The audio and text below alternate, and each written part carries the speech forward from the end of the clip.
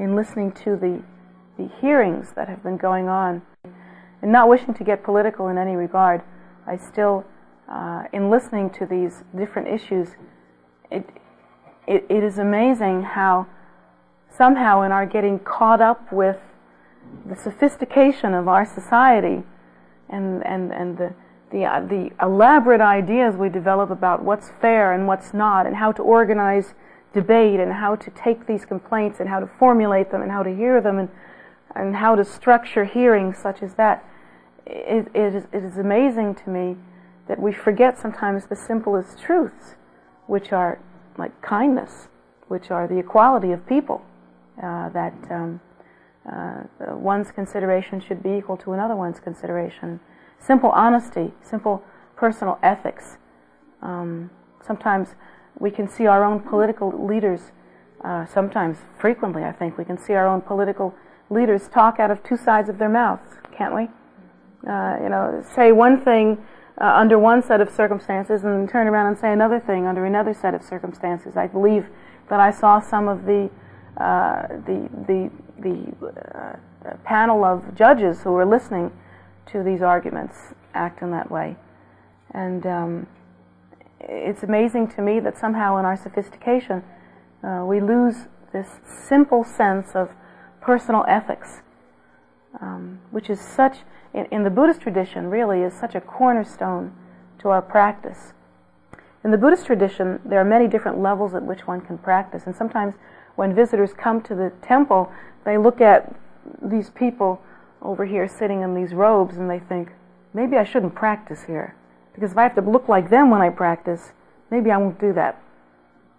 Or sometimes they realize that very few of the core students in this temple have had a free weekend for maybe 3 or 4 years now. No, that's not true. But whenever there's a project going on, it seems as though there's a tremendous amount of activity, and there's a lot of activity that has to go on in an ongoing basis just to maintain this temple and to keep things going. So there's a tremendous commitment, really, in being involved in a very kind of hardcore way in this temple. And sometimes, we become a little bit overwhelmed thinking that it has to be like that. But in fact, the Buddha teaches us that different sentient beings have different focuses in their practice. That, in fact, the Buddha himself taught many different levels of practice, from the most logical, reasonable, and accessible, simplest level of Buddhism that we now call the Theravadan level, where there are certain just pretty cut and dry rules that one would follow of conduct, and a certain logic that goes with those rules.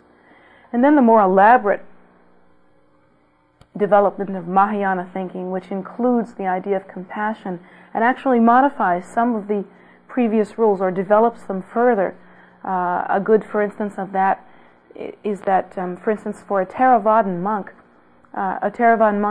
being a celibate monk, would never touch a female, and therefore, if a female were to hand him food, in order to avoid any desire or any touching, the monk would not accept the food directly from a female.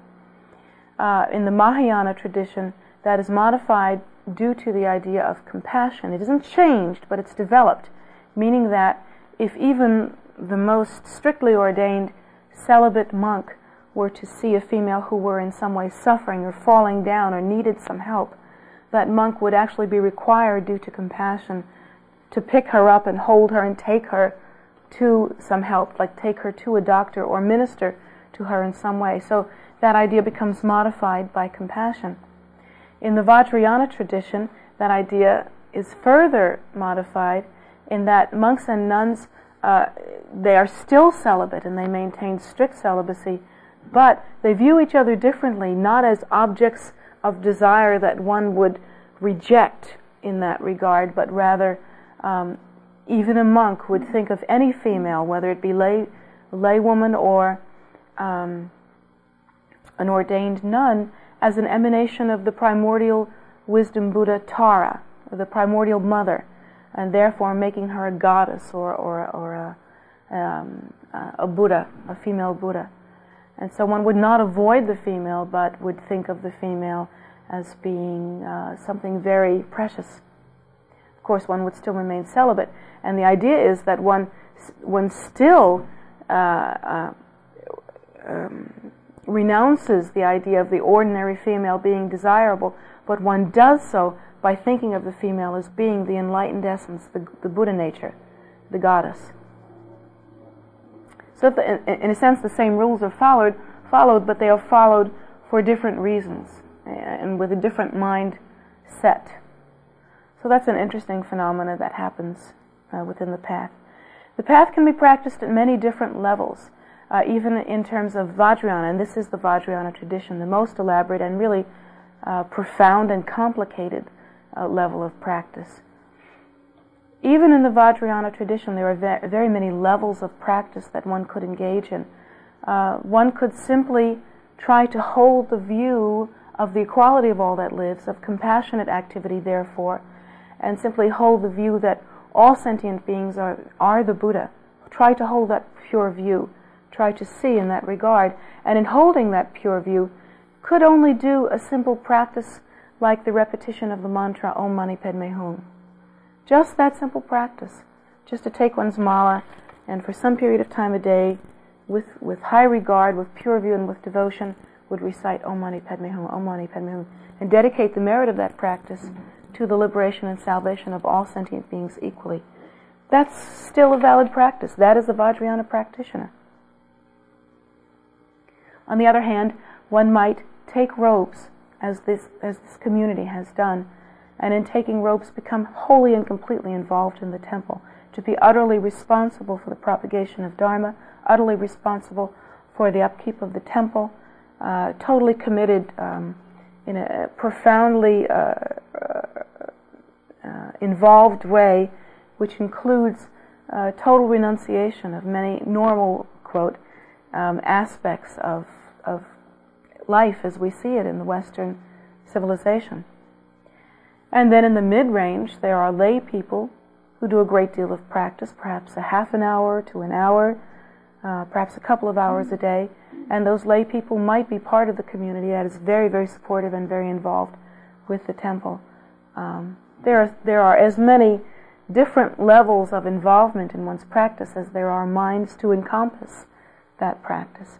So it is according to one's karma, it is according to one's faith, it is according to one's desire, it is according to one's aptitude, it is according to one's inclination. There are many different levels of practice. But one of the pitfalls of practice actually can come about at the most complicated level. Sometimes we can engage in practice and in the Vajrayana level of practice, once again, the practice can be very complicated and very ornate.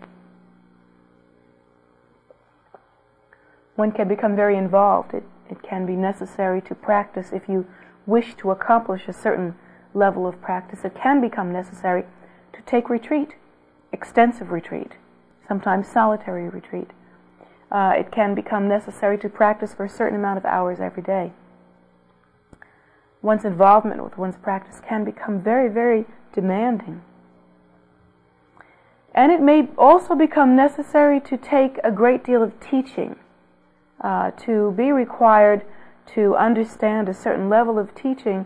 There is a certain commitment that one must make. One must agree to take those teachings whenever they are available. One must take empowerment, one must take commentary teaching, one must receive lung transmission, one must take vows. There are so many different things that one must do that one becomes caught up with the complicated aspect of one's practice. One becomes caught up in thinking that this is what one's practice is about. One's practice is about dressing up as a practitioner, whether it be in robes or in a lay person's practice garment, a chuba such as what I'm wearing. And then sitting in a very austere position and doing one's beads, and counting one's beads and maybe throwing rice around and doing one's mandala practice and accumulating lindro and doing prostrations and looking ever so elegant when we do it, and keeping the liturgical calendar associated with Buddhism and doing sok, that is food practices on certain days, and one has to become thinking about this. One gets caught up with this. It becomes very interesting the way that one's mind is caught up with this, doing the Dharma dance and singing the Dharma song and walking the walk and all of that stuff. In fact, one can become so caught up in that, sometimes so caught up in the romance of Dharma, because it is exotic, it's different. This is not what they do in Presbyterian churches around the country. So it becomes an exotic thing. One becomes so caught up in that one forgets that the foundational basis of the path rests on simple philosophical, ethical structure. I've seen it happen. I've seen it happen where students will take many, many teachings. They will go to Nepal, and in Nepal they will dress in such a way as to be easily spotted as Dharma practitioners. They will have the best set of beads you've ever seen. And they will learn how to throw their Zen around so masterfully. And they will walk around looking so lordly. I always tease Camille, one of our monks, who walks around looking so lordly.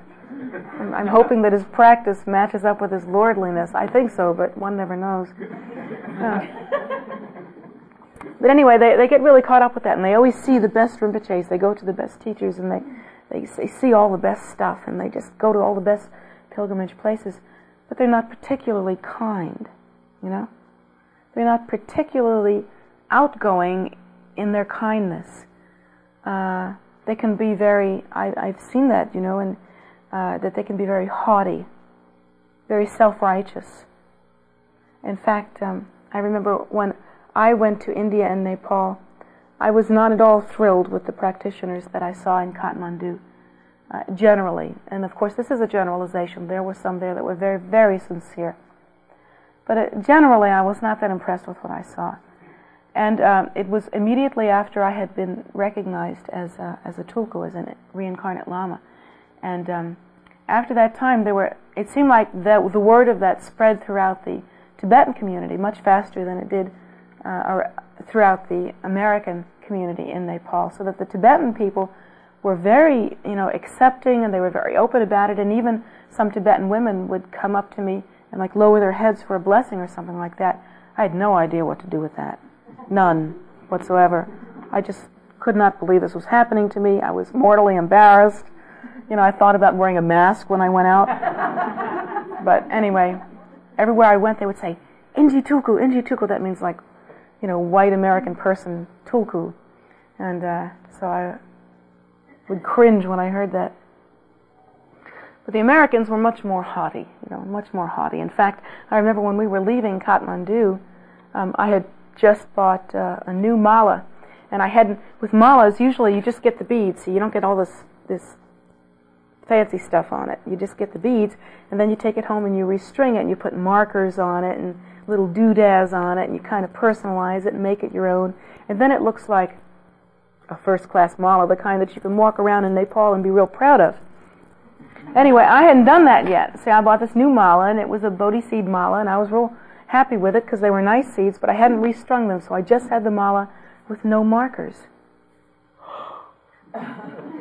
And it was just on some nasty old string like the kind they sell in Kathmandu. And it didn't have any crystals or Buddhas or any fancy stuff on it. And so how embarrassing. I was walking around just doing some simple practice on this little mala, And I remember there at the Kathmandu airport, some American guy apparently was going on a trip, and he had long hair, and he was wearing a Zen, and he looked very much like the practitioner. And I was ever so impressed with him. And his mala was done properly. And he looked over to his friend, and he said, I bet she thinks she's a real practitioner.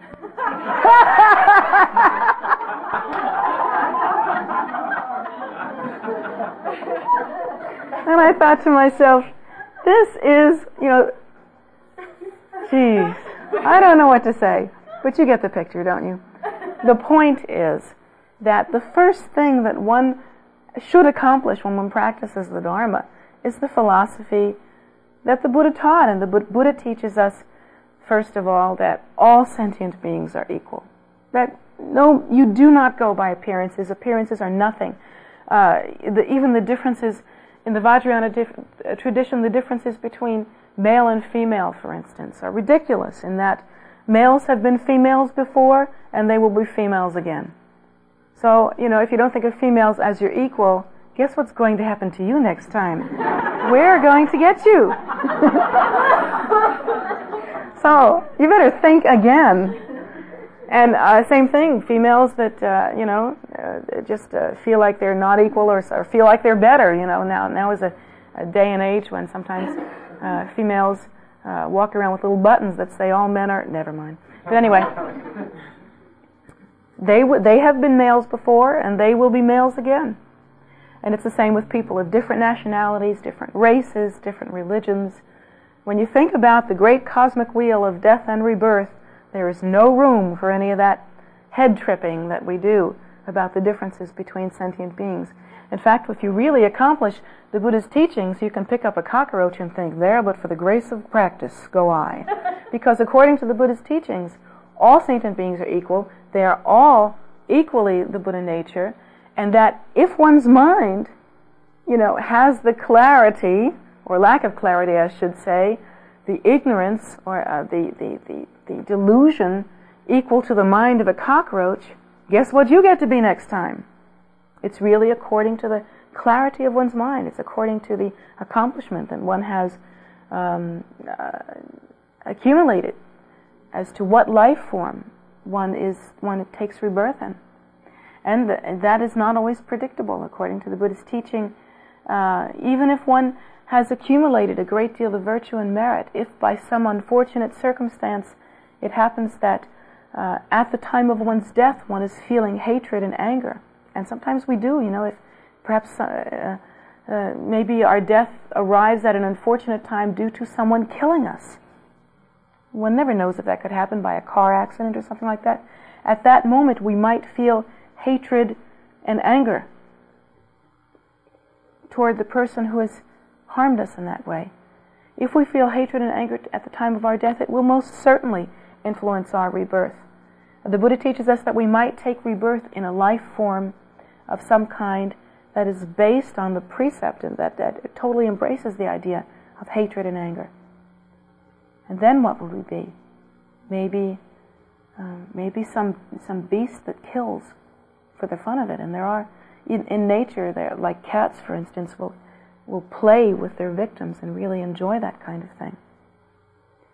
So, really, we should look at all sentient beings and we should consider them equal and we should hold them in the highest respect and feel nothing but compassion for any of their conditions, because they are equal to us without exception.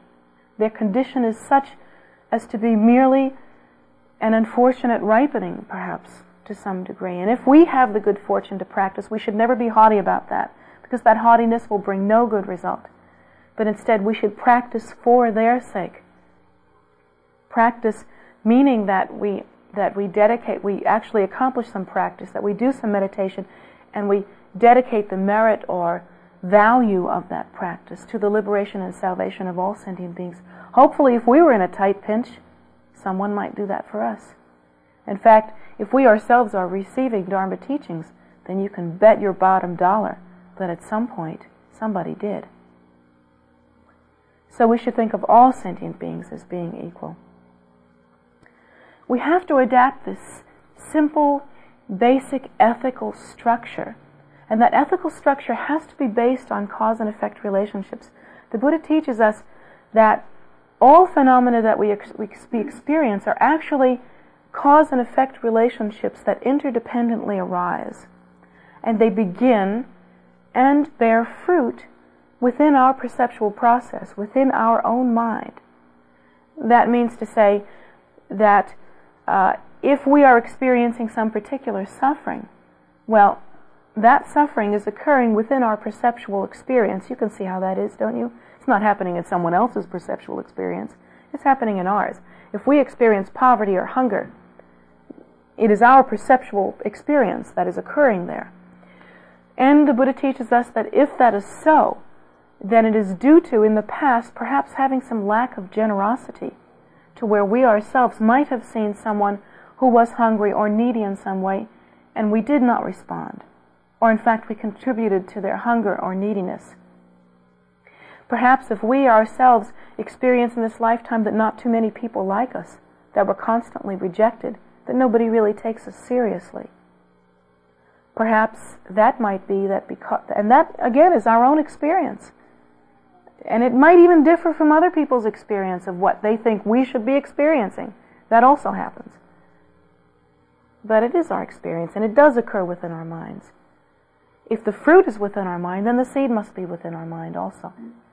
And the seed could have occurred a very long time ago. It could have occurred aeons ago. Perhaps at some time we did not take into account the validity of other sentient beings, their importance, their sacredness, their well-being. We didn't think about them. We didn't much care. Perhaps something so simple that, we lived in a place where we noticed the poor, and the poor reached out to us in some way, and we didn't respond. We didn't take their need as being serious. We didn't listen to them. Perhaps we were the kind of authoritarian father figure that didn't listen to the needs of our children. Perhaps it was that simple. Nothing as dramatic as not feeding the poor. Perhaps we just didn't listen to our kids. Perhaps it was that simple. But whatever it is, it ripens in an exacting way. That is to say that if we are lonely, we were not friends in the past. If we are poor or needy, perhaps we were not generous in the past. So we are taught as Buddhists that the basis of our practice, no matter what level we're practicing at, has to be this foundational ethical system. And of course, the focus of that ethical system must be the respect, a healthy respect for karma, cause and effect, and simple kindness. The Buddha teaches us that if we practice simple kindness and have simple respect for all that lives, for all sentient beings, that's like planting a seed that will later on in the future result as joy and happiness, even for ourselves. And that doesn't even take into account the blessing that it brings to the world. If we were all just simply, ethically, morally upright, how different our world would be. If we were just ethical, not even religious, if we were just ethical, our world would be a completely different place. No one would be hungry. No one would be poor. No one would be slighted. No one would be lonely if we were just ethical. So if the only aspect of religion that we adapt is a sense of weighing out and really creating a structure of personal ethics, that's something. At least you can say your religion is kindness, and that's what His Holiness the Dalai Lama says. My main religion is kindness.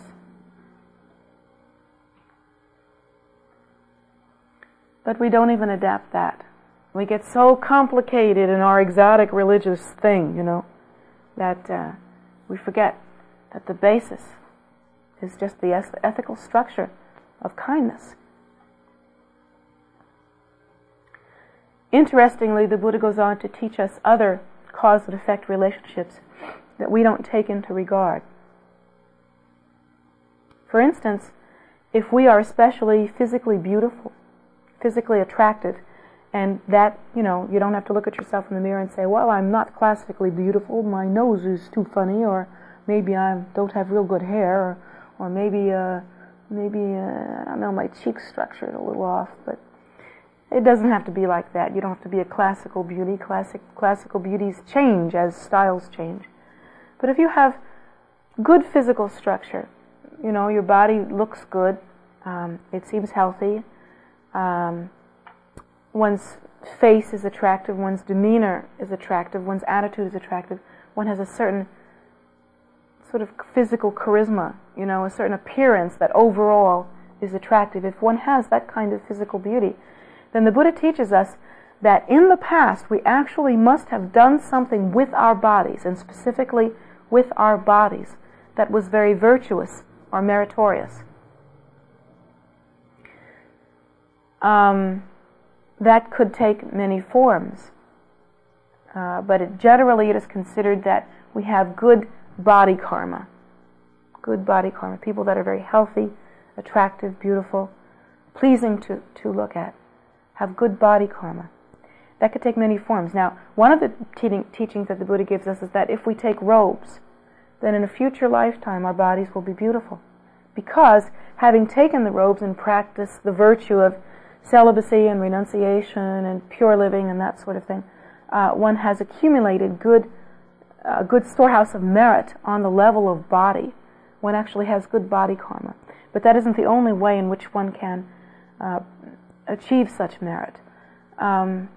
If one were to say, let's say, to keep commitments with one's body, pure commitments with one's body, that is to say, if one were to keep themselves pure in such a regard as to, let's say, within the context of like marital relationships, if one were to not commit adultery, if one were to be pure, then one would accumulate virtue or merit with one's body. If one were to use one's body to benefit others, that is to say, to do some physical work that is helpful or alleviates the suffering of others, to use one's body like that. I think about Mother Teresa and her nuns that actually clean floors for poor people and, really use their bodies to pick up starving people out of the street and carry them off and feed them. Then they accumulate wonderful, auspicious body karma. And also, if one were to use one's physical appearance in order to be of benefit to others, that's to say, I think of bodhisattvas, that is to say, awakening beings, those who are awakening beings who actually appear in the world in a very seductive and beautiful form, and there are teachings that there are such beings as that appear in the world in a seductive and beautiful form, and they use that beauty in order to basically seduce sentient beings into a spiritual life, seduce them to practice, then that is a way to accumulate virtue and merit on the physical level. And they will in the future be very beautiful. But even something as simple as not engaging in promiscuous behavior, that is to say, not jumping from partner to partner to partner and engaging in promiscuous behavior, and also being true and practicing fidelity and loyalty within the context of a committed relationship. Even something as simple as that, as ordinary as that, just having that kind of sense of personal ethics will create in the future physical beauty. So we have to look at something that seems to be not a part of one's spiritual life. You don't think of rolling up your sleeves and using your body to alleviate the suffering of others as being a real highfalutin kind of spiritual practice. You don't think of it that way. And you think, I've seen this, I've seen this where there are sentient beings who are Dharma practitioners actually, who actually engage in Dharma practice, but they're promiscuous, and they're not even, they don't use their bodies appropriately. They use their bodies in a very promiscuous way. It doesn't match. It doesn't go. There's nothing to that. How can one be a Dharma practitioner and think like that? Because the Buddha teaches us that we are not honoring the cause and effect relationships that ensure future benefit, future practice. So what good does it do to sit around looking real highfalutin with your fancy mala and you don't have a sense of personal ethics? What's the point? I think that at some point in our practice we have to kind of get real. We have to really take a good, hard look at ourselves and see what it is that we're all about and what it is that we want to do. If we're Dharma practitioners or if we're just spiritual people, just generally spiritual people that want to meditate, that want to practice, it seems to me that by implication we are stating that we wish to achieve some spiritual result. We want to grow spiritually. We want to achieve enlightenment. If we're Dharma practitioners, we're making no bones about it. We are going for Buddhahood. We are taking the express train. We are on the train even now, and we are putting ourselves to the test. We are trying to achieve enlightenment. We're not taking a stop along the way. We are going on the red line, going for the last stop. How can a poor sense of personal ethics agree with that? How can anything agree with that? How can we do like that? How can we think like that? As spiritual people, we have to begin to look at the great laws of cause and effect. We have to examine them. Without exception, every major world religion gives us a sense of personal ethics to live by. Isn't that true? Can we all agree on that? We are given the 10 Commandments as Jews and Christians. The Quran has a tremendous set of values and laws that have to be held to. Hinduism has a tremendous sense of laws and values. Unfortunately, in some of the religions, especially those at the level of popular practice, it isn't explained to us why that's so. It's said to us, do unto others as you would have them do unto you, but we don't know why. Because it will get done unto you as you did to others. You have to go a little further maybe and explain that. But we don't understand why. We just hear this and we go, okay. And when we can remember it, we try to remember it. But we can't mostly remember it very often.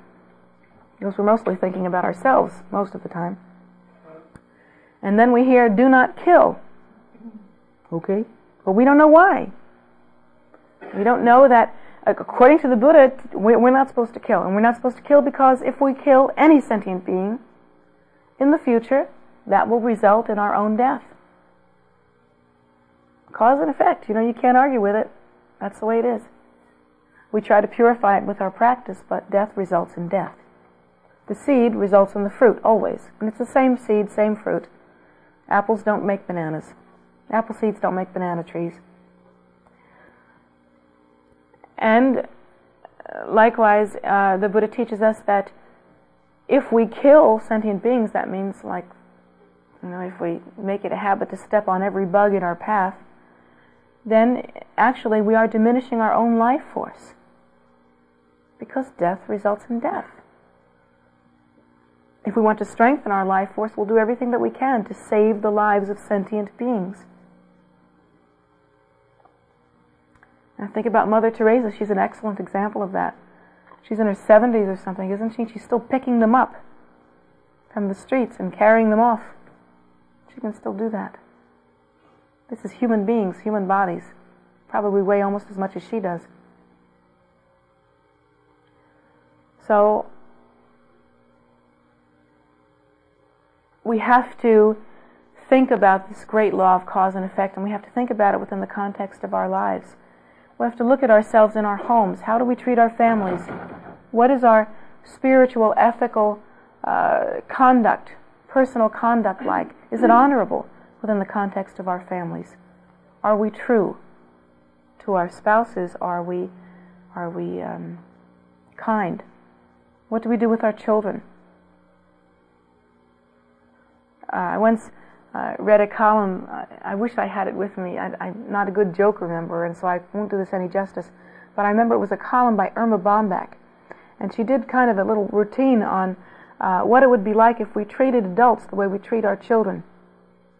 Let's say that sometimes the neighborhood children will come over and eat lunch with our children.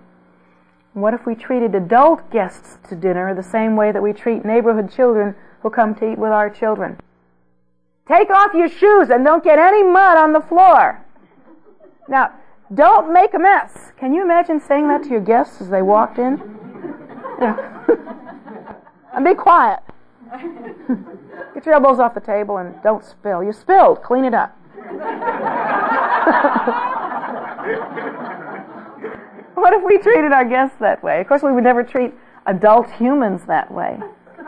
But we treat we treat human children that way. We have to think about that within our homes. And then we have to it's that simple. We have to get down to those kinds of bare bone basics. And then we should think about, what do you do with adult people when you disagree with them? Do you send them to their room? Do you wrap them upside the head? You wouldn't get very far in life if you wrapped them upside the head every time you disagreed with them. That wouldn't work very well. That would shorten your lifespan. I don't know that that's a direct teaching of the Buddha, but it seems to me that would shorten your lifespan eventually. And then I think about, in the workplace, in the work environment. We steal things from the work environment, don't we? Paper clips. Take a few paper clips. Who's going to miss it?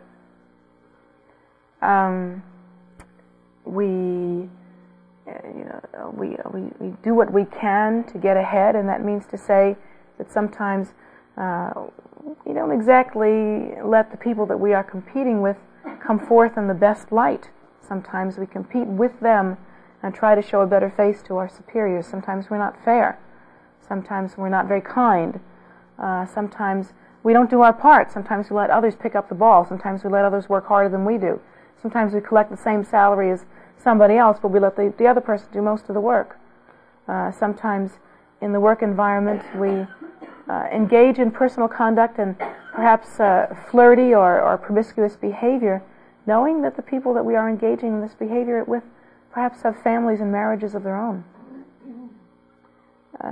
We don't have very good ethics, very good spiritual ethics in the work environment. And then we should think about our ethical structure in the community at large. Do we really participate in the community in such a way as to really hold to the view that we are equal, and that means that our happiness is as important as the happiness of others, not more and not less. Do we participate in our community in that way? Seeming in that way, acting in that way. Do we do that? We have to really examine our ethical structure in a personal, family, work environment, community, and world at large structure. How do we measure up? The basis of that, remember, is the equality of all that lives. All that lives is equal. The appearance is different, but that has more to do with our perceptual process structure than it actually has to do with any level of reality. You see? Because it seems that things are different. It seems that this glass of water to me, again, seems small. It's not a big glass of water. But to an ant, it's huge. And it's like that with our perceptions that we have of one another. One person's meat is another person's poison. I might look at one person and think that, chemically, just generally, I don't get along with that person. I don't think that much of that person's personality. It's just not the kind of personality that I click with very well. But to another person, that person might seem like the best thing since sliced bread. It's just a matter of perceptual process. And one person may seem very, very beautiful to me, and I've had that happen, that I say to another person, gee, isn't he or she beautiful? And the person I'm talking to will look at me like, are you okay? Do you have eye drops or something you can put in? Maybe you have a little dust in your eyes or something. And that has happened to me where I've had someone say to me, gee, isn't he or she beautiful? And I've gone, no. But I'm glad you're happy. So, it's a matter of taste, it's a matter of perceptual process. The underlying reality is that all sentient beings are of equal value. Equal value. Can we get that? Can we really walk into maybe, we feel ourselves to be so sophisticated and so well-to-do that we're doing very well in our lives. By the time you get to be my age, you think, well, I'm sitting pretty now. I'm doing okay. Sometimes we develop that kind of arrogant attitude. Can we go into the poorest of poor places in the world? Can we look at people who are not well-educated, who are not well-dressed, who are not well-spoken, who are not well? Can we look at them and say, they have equal weight to me? Can we truthfully do that? If we can't do that, we have not accomplished our practice. Now, don't pretend you can do that. You can't. You can't. But you have to try, and you have to start now. And it's that moving toward that sense of accomplishment, that sense of personal ethics, that is meaningful to our practice. Wherever you are, you have to start now. I don't really imagine that you can truthfully say, I love all cockroaches and mosquitoes equal to myself. If you say that to me, I'll probably smile at you and say, good. Keep trying. Because I won't believe you. I really won't believe you. And if you say to me that, you can come from your sophisticated life and your sophisticated environment, and your highly cultural world, and you can go to a place like Calcutta, and look at the poor, and look at people with sores on them because they're so dirty. Look at people that are hungry. Look at lepers. And say that you know that they are of equal value to you. No way. That can't happen. You won't do that. I didn't do that. I went to Bombay and I saw the lepers. And at first, I couldn't bear it. I couldn't bear it. I didn't know there was suffering like that. I didn't know. Honestly didn't know. And when I saw it, I could not bear it. I started passing out dollar bills. The taxi driver that was driving us around said to me, please don't do that. Because first of all, it doesn't solve the problem. They're going to be hungry tomorrow also. And tomorrow, they're going to come up to my car and they're going to want another dollar bill. And I'm not going to be able to get through the streets of Calcutta because they're going to think that maybe you're in here again. And so I didn't know what to do. I broke the dollars down into smaller increments and began doing that. But I soon realized that pretty soon my dollars were going to run out. That was not a solution. That didn't work. But one thing that I found myself doing is I found myself, in order to cope with that level of suffering, I found myself saying, well, that's really too bad. I really grieve for them, but now I have to shut down, I have to shut down and I have to get through here. And I have to do what I need to do. So we haven't accomplished our practice. I don't think that I have. I'm still trying though. I'm trying. I'm really trying. But I don't think I have. And I don't think you have either. But you have to start right where you are and do the best that you can. Continue. Adapt for your sense of personal ethical structure that's meaningful and real. And you have to live with yourself. That's literal. That's not just like, gee, I don't feel good about myself because I don't have a good personal ethical structure. What that means is you have to live with yourself. Whatever seeds you plant now, you will eat the fruit of that in the future. Trust me, this is true. If you are generous now, you will have plenty in the future. If you are true and faithful and honest and helpful and pure with your body, you will be beautiful in the future and healthy. If you preserve the life of all sentient beings equally and care about them equally, you will enjoy longevity in the future. These are the things that you have to live with. You will eat your cake. You might as well bake a good one. And that's the simple truth of the Buddhist teaching. If you only practice at that level, you're a Buddhist, at least in your heart, if not in your habits, a spiritual practice. If you only practice at that level, in the heart, that is what the Buddha taught. An ethical structure that you can rely on.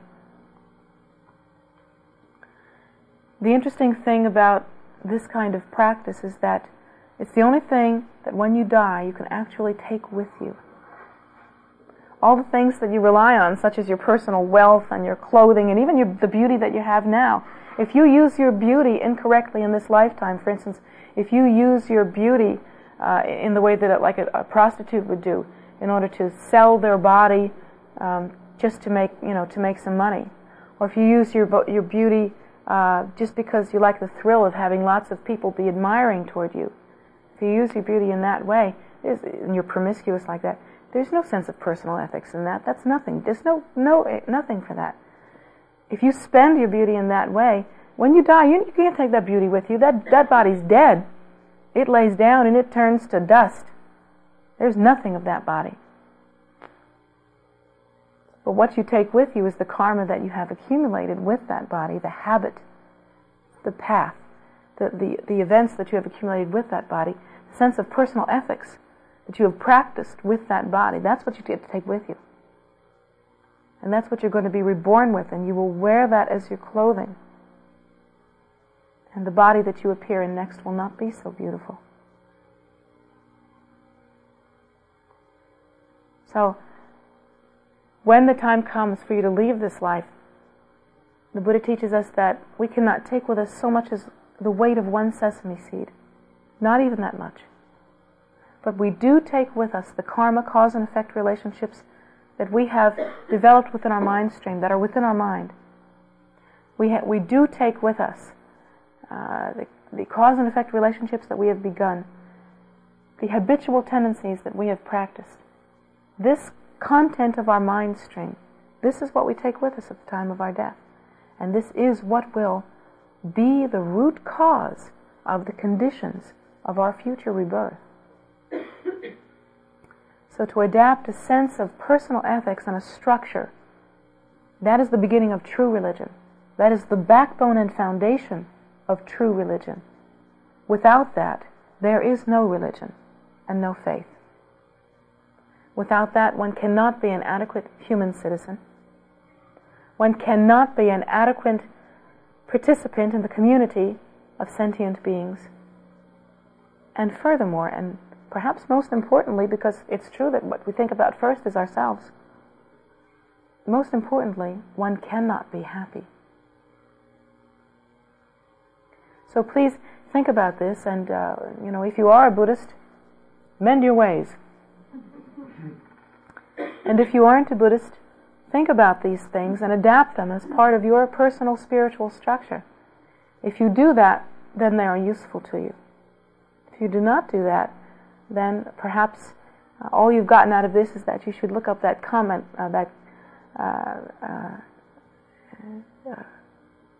column by Erma Bombeck and get yourself some decent humor today. So I hope that you do practice accordingly and you do listen. That's when it becomes of value.